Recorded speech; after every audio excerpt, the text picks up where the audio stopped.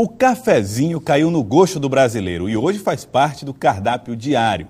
Em casa, no trabalho e até mesmo na hora de fazer um pequeno lanche, todo mundo toma café.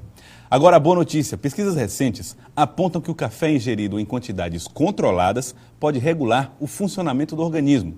Veja na reportagem de Aline Carvalho. O café, além de ser um alimento, é tradição, né, do ser humano, né? Traz mais energia. Só um pouquinho não faz mal não, né? Sou acostumado a tomar desde menino, né? Aí a gente é viciado, já tem um hábito de tomar um cafezinho. Por estes e outros motivos, a maioria das pessoas não vive sem tomar o famoso cafezinho. O líquido está presente em quase todas as casas do país e é uma das bebidas mais consumidas na primeira refeição do dia. Há quem considere um santo remédio, há também quem o veja com maus olhos. E a pergunta é: qual o verdadeiro papel do cafezinho? Vilão ou mocinho? Pesquisas recentes confirmaram os benefícios do líquido. Esta nutricionista revela o real potencial da bebida. Além de uma bebida muito agradável e totalmente natural, ele é uma substância muito benéfica ao organismo. Existem estudos novos aí dizendo que ele combate até câncer de colo e de próstata.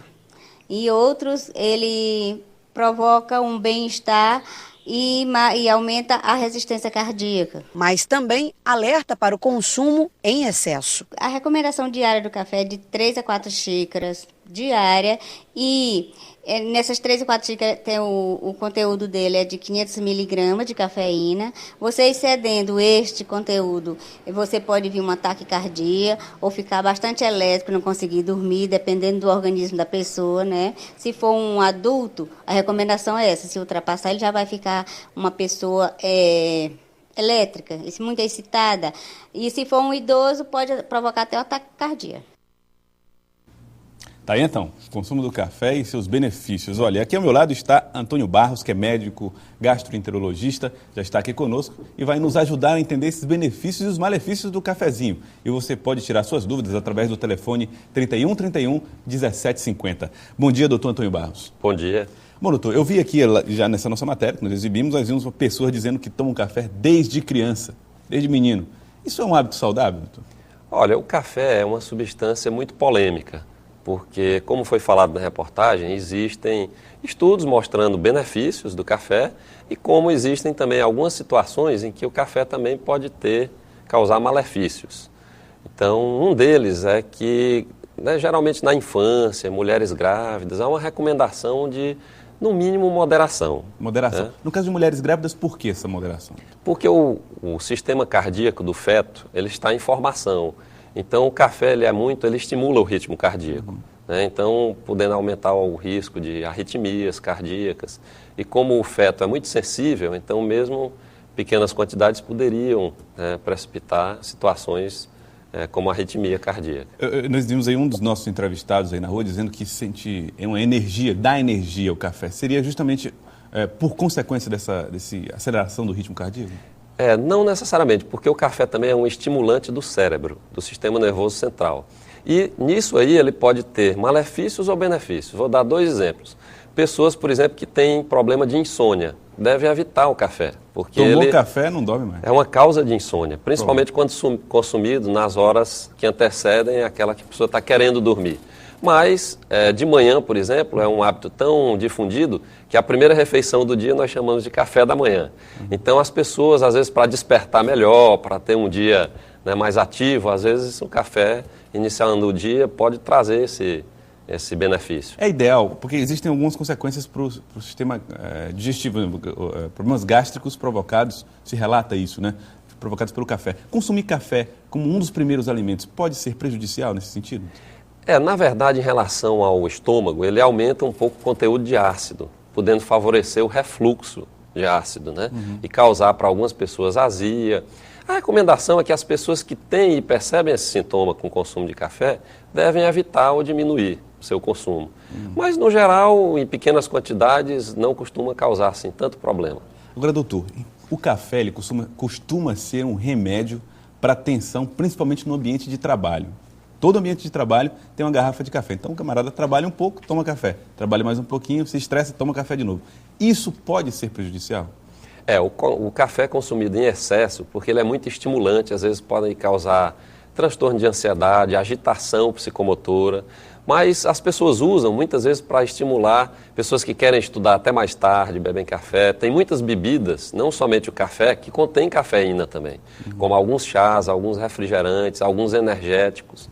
Então é uma substância que tem essa ação bem conhecida e, portanto, pode ser utilizada com esse objetivo. O vilão do café é a cafeína? É a cafeína. Então, esses cafés descafeinados que são vendidos aí, eles podem evitar esse tipo de problema?